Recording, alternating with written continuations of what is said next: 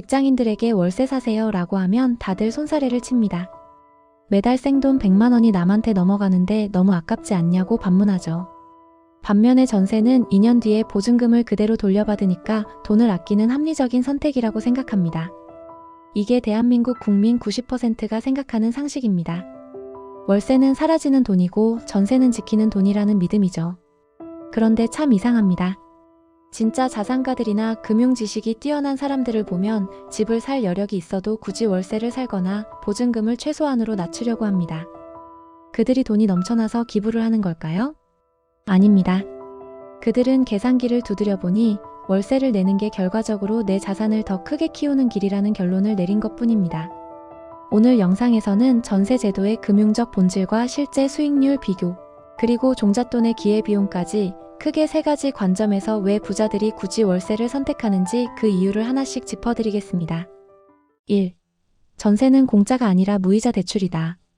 냉정하게 한번 따져보겠습니다. 여러분이 3억 원짜리 전셋집에 들어간다고 가정해봅시다. 집주인에게 3억 원을 줍니다.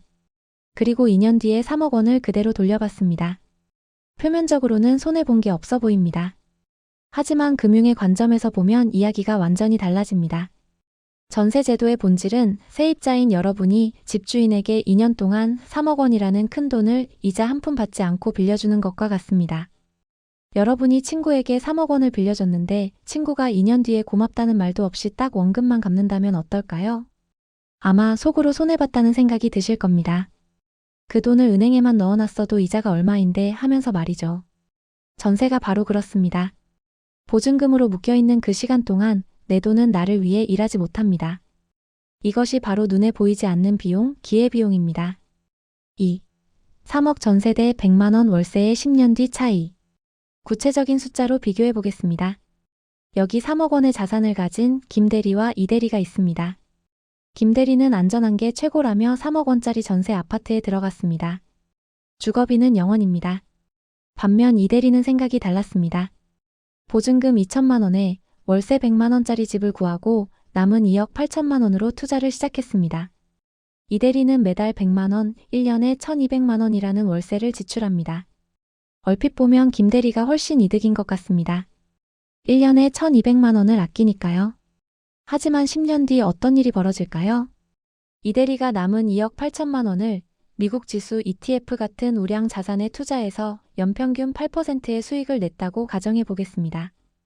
복리 계산기로 두드려보면 2억 8천만 원은 10년 뒤에 약 6억 원이 됩니다.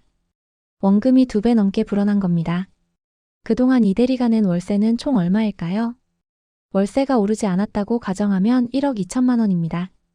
자산은 3억 2천만 원이 늘어났는데 월세로 1억 2천만 원을 썼으니 결과적으로 이대리의 순자산은 2억 원이 늘어난 셈입니다.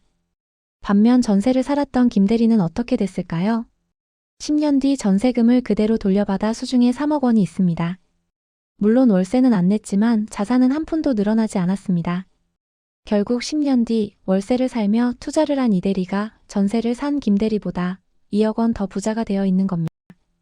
이것이 바로 돈을 묶어두는 사람과 돈을 굴리는 사람의 차이입니다.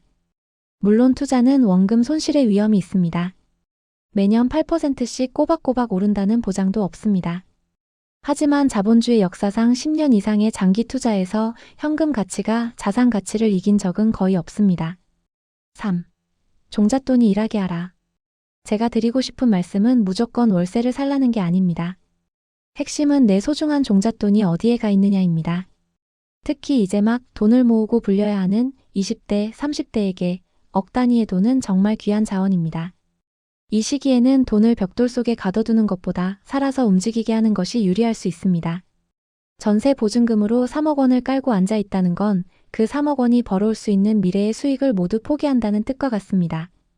만약 여러분이 투자를 공부하고 있고 자산을 키우기를 희망한다면 전세 보증금에 목돈을 묶어두는 것을 다시 한번 고민해 보셔야 합니다. 전세 대출 이자가 아까우신가요? 아니면 매달 나가는 월세가 아까우신가요? 진짜 아까워해야 할 것은 내 돈이 아무런 일도 하지 않고 잠들어 있는 시간입니다. 부자가 되고 싶다면 눈앞에 보이는 지출만 보지 말고 돈이 묶여서 사라지는 보이지 않는 손해를 볼 줄 알아야 합니다.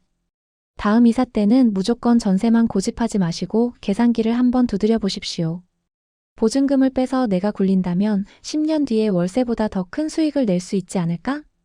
이런 질문을 스스로에게 하는 순간 여러분은 더 이상 세입자가 아니라 자본가로서의 삶을 시작하게 될 것입니다. 지금까지 부자들은 보법이 다르다 부보다였습니다.